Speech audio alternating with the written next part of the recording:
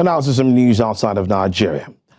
A panel of African economic experts is calling on the G20 nations to partner with the International Monetary Fund to launch a new debt refinancing initiative for low-income countries struggling with heavy repayment burdens.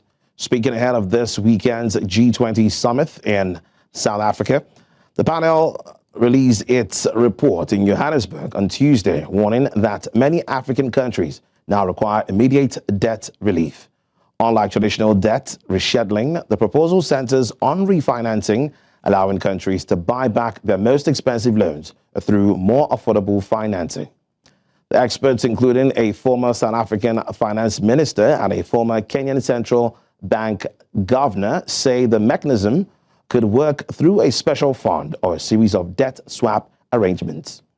They also suggested that financing could be drawn from IMF Special Drawing Rights or even from the sale of part of the IMF's gold reserves if G20 shareholders agree.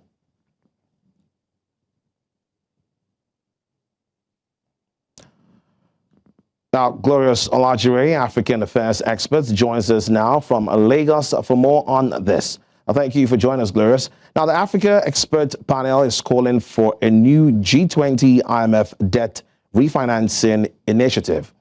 From your understanding, what exactly makes this proposal different from previous debt relief efforts?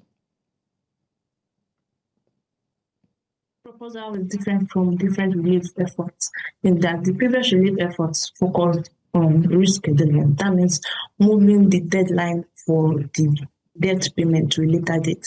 Let's say, for instance, a loan or bond of 1 billion naira or $1 billion was given to a country. Rescheduling will move the dates for the deadline for the payment of that debt to 2035. But refinancing would reduce the interest rate. So instead of a 90 million naira payment, if it was reduced to a 3% interest rate, they would just have to pay 30 million. That would free about 60 million naira for the country to use for climate-related issues, health-related issues, and education-related issues. That's quite interesting. Now, the panel emphasizes refinancing rather than rescheduling debt. Why is this distinction important for heavily indebted African economies? This distinction is important because the first part is increasingly slow. The process for getting rescheduling is really long, reaching out to people who borrow the money, like intergovernmental bodies like the IMF, and getting them to be at the table to discuss this rescheduling. But what refinancing will do is that it will give the government enough time to spend more money on that related things. Now we are talking about climate resilience, we are talking about climate financing. And discussion now is that the African countries do not have the funds to pay for climate mitigation, to pay for climate adaptation.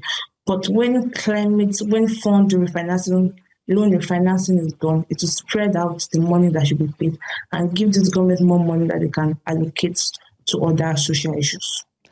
Now, Glorious, tell me, what is the present situation? I mean, how urgent is the current debt situation for low-income African countries, and what indicators show that, immediate intervention is needed?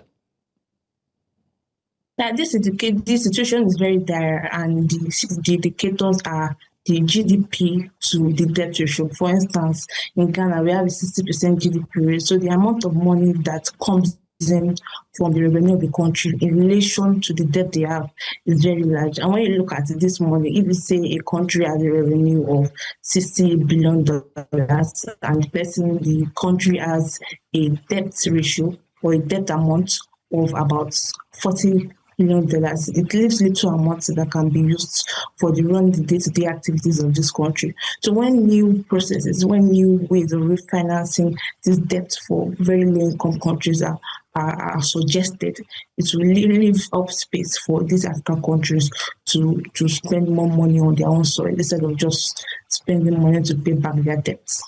Now, one of the suggested mechanisms is a special fund to buy back Africa's most expensive debt. How practical is this idea in today's, global financial environment?